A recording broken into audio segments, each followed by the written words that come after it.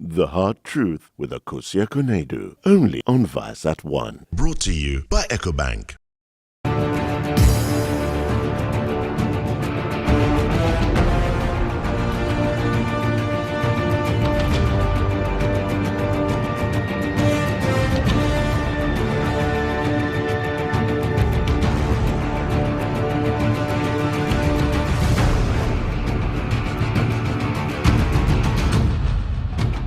The financial industry in Ghana has seen numerous developments with the growth of local banks and an influx of foreign banks which provide wide range of financial services to Ghanaians.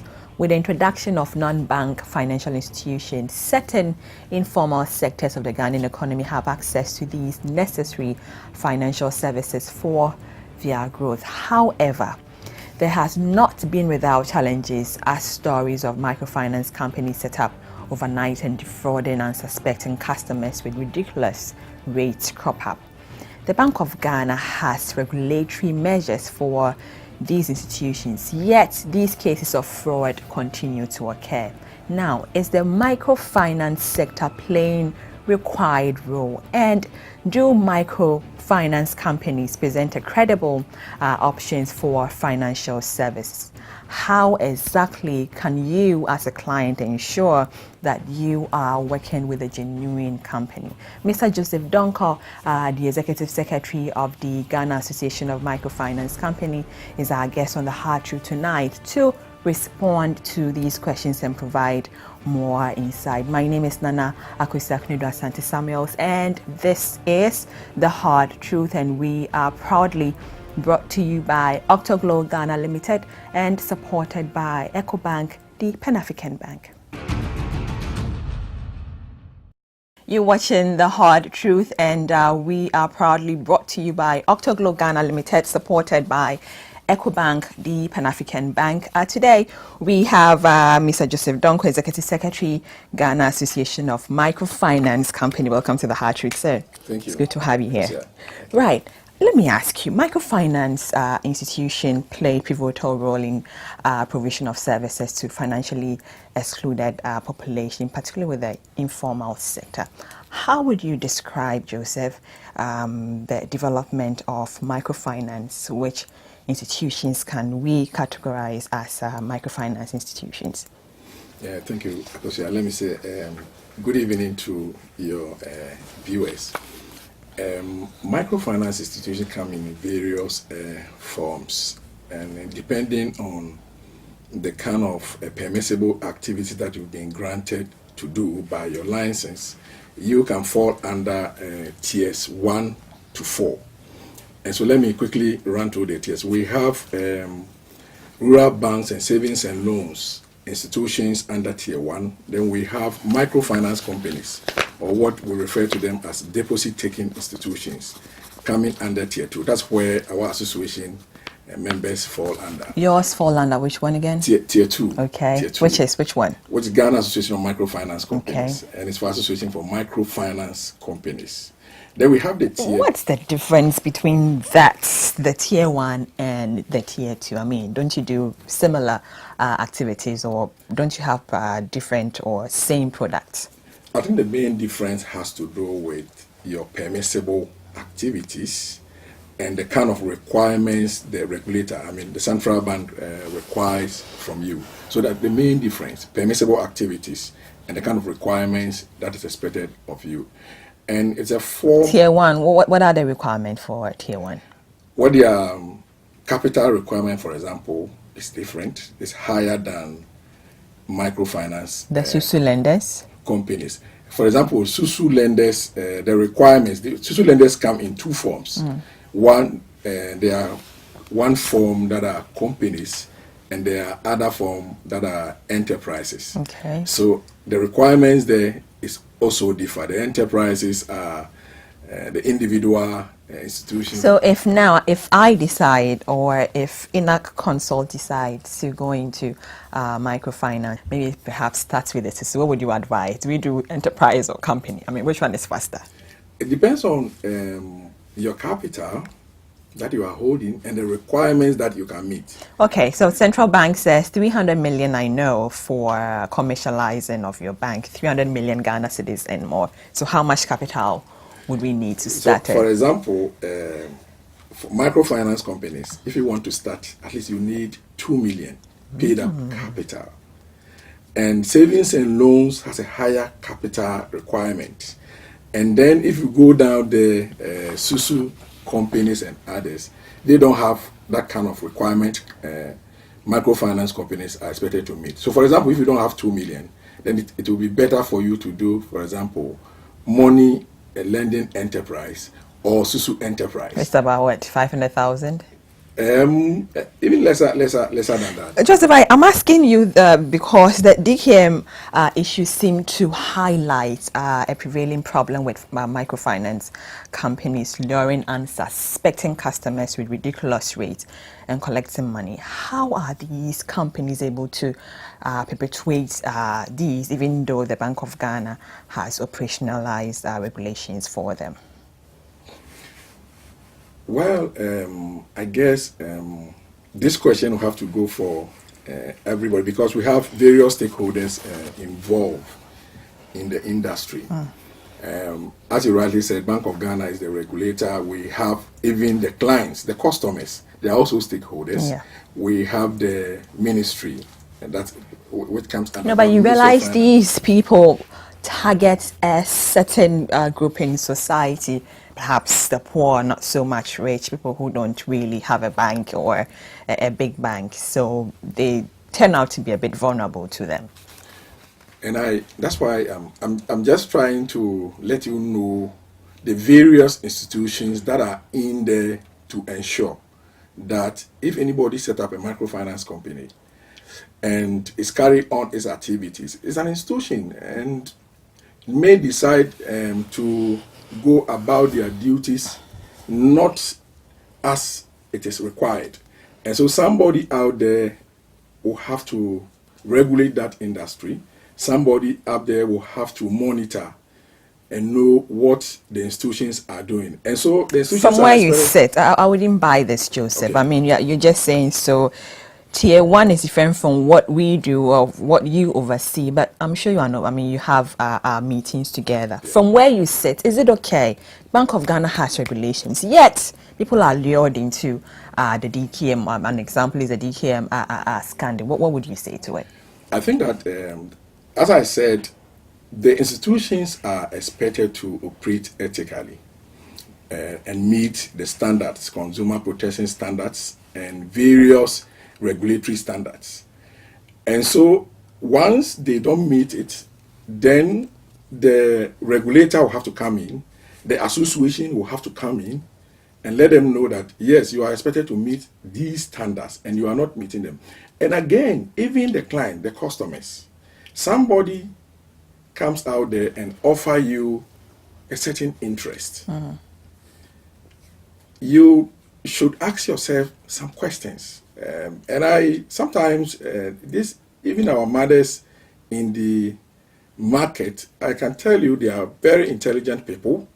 They can go around the market and know how much, for example, tomatoes is selling around, and they are able to discern and also sell theirs in a competitive range. And so, even the clients, if somebody comes and is offering you outrageous interest, you need to be very cautious. You need to carry out your due diligence. I know you say that most of them are illiterate, but I can also assure you that it's not only one institution. There are other institutions. If there are 5 institutions in a particular location, and most of them are offering, let's say, 30%, and one comes to you and say, I will offer you 45%. I'm sure that alone should but let Joseph, you... I get that, but you, as it stands now, because of the activities of a microfinance or microscopic few, the perception out there is that the microfinances are setting up just to swindle people. How has this affected your activities of the new ones? I mean, I'm sure you would say where you reside as an executive secretary is a genuine one. And so how does it affect the genuine ones registered and certified by the Bank of Ghana to operate? I think first of all, what I would say is that microfinance institutions are not set up to swindle people. That is not Really? it. Even though few of them had challenges. As I speak to you, we have 335 active members, only our association. And I can tell you they are doing genuine businesses there to support the low income earners and the people that you describe in your intro.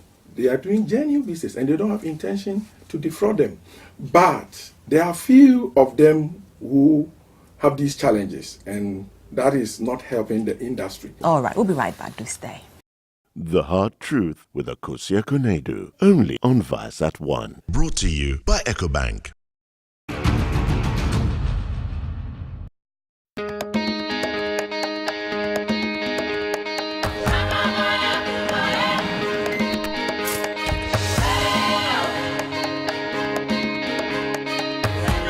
At EcoBank, we see a great future. One that's full of opportunity for those who want to be the best. With over 1,000 branches of a single bank across 33 African countries. It's a future where trade can flourish without boundaries. The future is breathtaking, with enormous cross-border investments helping business and government build new infrastructure, while individuals achieve their ambitions right across Africa. The future is Pan-African, and EcoBank is the Pan-African bank. Welcome back to The Hard Truth. We are proudly brought to you by Octoglo Ghana Limited, supported by EcoBank, the Pan-African Bank. Mr. Joseph Donkor, Executive Secretary, Ghana Association of Microfinance Companies, still here. Joseph, most people wouldn't know we have tier 1, 2, 3, 4. We just put you together. Now it affects operations. So I'm asking you again. Bank of Ghana has operations and all. So are you saying that DKM scandal didn't affect operations in any way? Is that what you're saying? Yes, it affected our operations because it gave negative publicity to the industry. And what it did to the industry was that people who were previously depositing with our members were not doing it as such. There were panic withdrawals. Right. Which so I'm thinking you lost a lot of money. Exactly. But I can tell you that even the commercial banks that have higher paid up capital, if everybody should run there and demand for their deposits, they will not be able to provide for all of them. And so, these small microfinance companies, people rushing there to take their deposits, I think that is not what helps our financial industry. So it brought about a lot of challenges in the industry, which all of us should learn lessons from it and work to avoid some of those challenges, because it doesn't help. Not only the financial. How much do you have a figure? How much money did you lose? During that period. Well, for DK, what I can tell you is that we went around the country. It affected our members because they were not able to do the mobilization that they are supposed to do. And they also, their customers, as I said, rushed to them to pick their deposits that were with them. And as I tell you, they also pick these deposits, leave some reserve percentage, and also lend it out there. And so when they lend, they also structure it, sometimes 3 months, 6 months. And so if all of a sudden depositors come in and say, we want our money back, that of course will let you know the kind of challenge that it will pose to. Well, let me ask you this. Bank of Ghana announced that it's working with the Association of Microfinance Companies to develop a logo to distinguish licensed finance companies operating across the country from the unlicensed one. How effective, Joseph, would this be, considering the fact that logos can easily be replicated? Well, the kind of logo that we are bringing up, I say we because we are also collaborating with Bank of Ghana, is the logo that has security features, and it's to be difficult for people to replicate. Again, we will be doing surveillance because we know people try to duplicate here and there, counterfeit here and there, but it will not be easy for people to duplicate it. Again, there will be surveillance. The association will do it, Bank of Ghana will do it to ensure that the logos that are put at the It's not like you have some device that, you know, when you come to me, I'll be able to put it there and actually say, oh, this is a genuine one. I mean, you wouldn't know. It could be the same thing. So how can this be solved? Because the association is involved, our members are on the ground. So are you saying that you be going around all the time? Yes, we have. Do you have the working capital? Do you have the human resource to back it? By our structure, you see, our members are across the country. And we have reps from the regions who also look around with the members. The members meet regularly. And so if anything comes up, for example, a microfinance institution is operating and they are not part of our members will quickly go in there and find out and inform the secretariat. And also the information is also given to the central bank. And so there are a lot of measures in place to ensure that people do not duplicate and people counterfeiting, people will not be out there to... So I'm thinking there will be an education where there will be an education, a lot of massive education going around. About the logo. All right, we'll be right back. Do stay. The Hard Truth with Akosia Konedu, only on Vice at 1. Brought to you by EcoBank.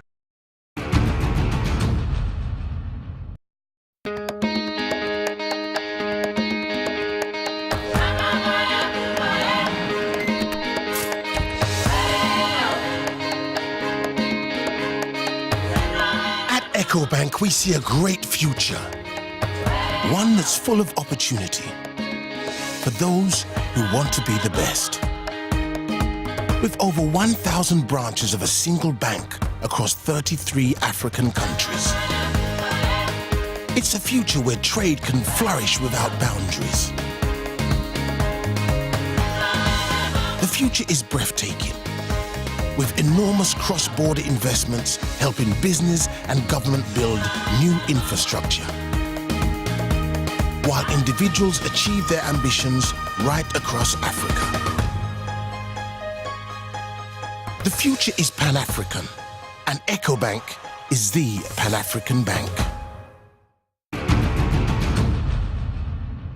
Welcome back to The Hard Truth. We are proudly brought to you by Octoglo Ghana Limited, supported by EcoBank, the Pan-African Bank.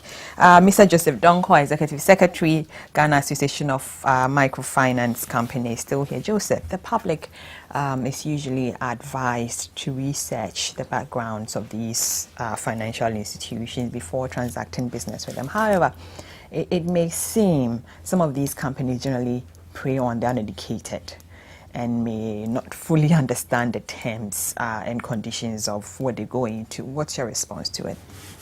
Yes, it's true.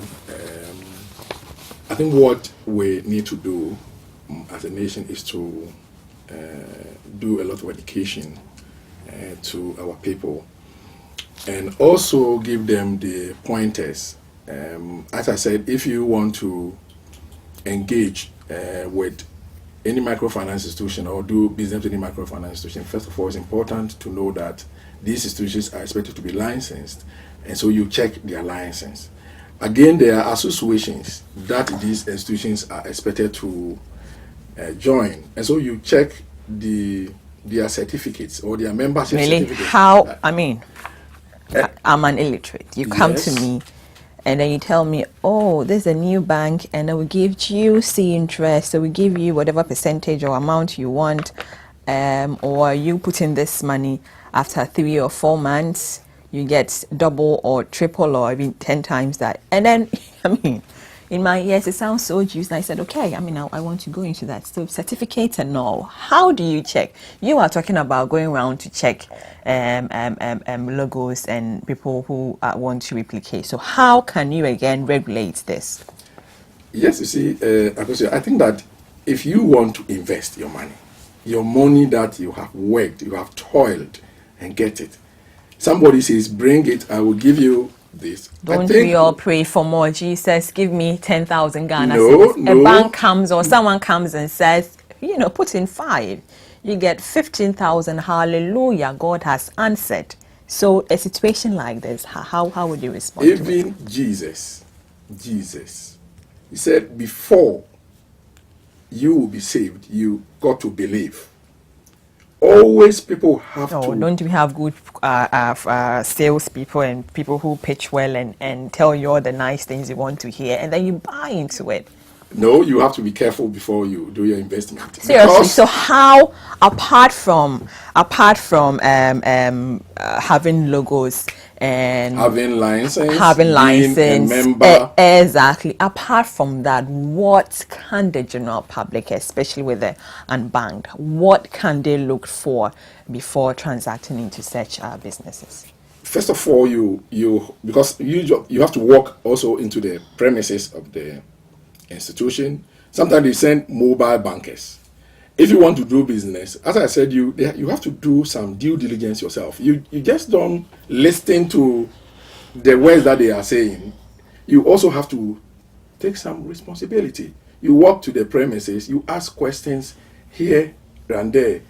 And even though some of our mothers, for example, might not have been to school, but you might have a son who have been to school, so you can let your son or somebody that you know at your place join you and say, there's this microfinance institution. Can you accompany me? I want to see if they are genuine. And so if you want to do some due diligence, you by all means get some support to do it. So apart from that, right, you have to, as I said, you have to do, if you can't read, somebody else can help. Let me give you a practical example. I have a case on hand. A group of people called me from Upper East, from a village called Siniensi. These people trusted this person because maybe they went to church with him, and then the guy said, do business with us, give us your monies. And then most of the church members gave the money. I wouldn't want to mention the church's name. The pastors, the church leaders, the members gave their monies to this guy. 3 months, 6 months, Charlie, where is the money? He's gone. So in a case like this, if the company is registered, what would you do to such people? What if you are registered? As I said, you are expected to operate by certain standard, operate by certain requirements. And so if you fail to do that, then you have to be brought to book. And it's as simple as that. So can the group of people come to see you and say, this is our case, and do something about it? Can that happen? Yes. Okay. Our association has a complaint system, which we encourage people to come and do complaints to us. And we also escalate it to BOG. BOG also has a complaint system. And so they can come to us, and then we will look at the cases and inform BOG, and together you take actions on it. Exactly. Now, microfinance fraud is something that is not peculiar to Ghana alone. In the United States of America, sir, one Bernard Lawrence Madoff was arrested in 2008 after it was detected that he was involved in a multi-billion-dollar fraudulent investment scheme.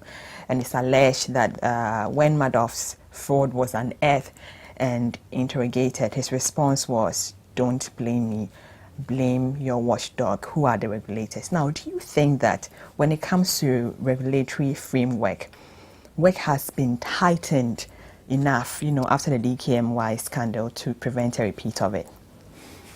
Well, I think that a lot of lessons have been learned from the DKM challenges. For us as a association, we have met with the regulator a lot to look at what we can do to sanitize the industry.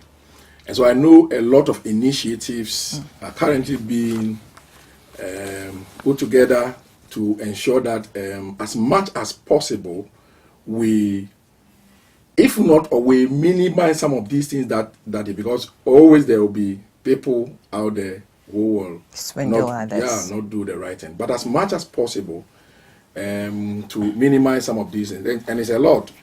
And I'm sure you are aware that the new Banking Act is passed by Parliament. There has been a deposit protection bill that have also been passed by Parliament.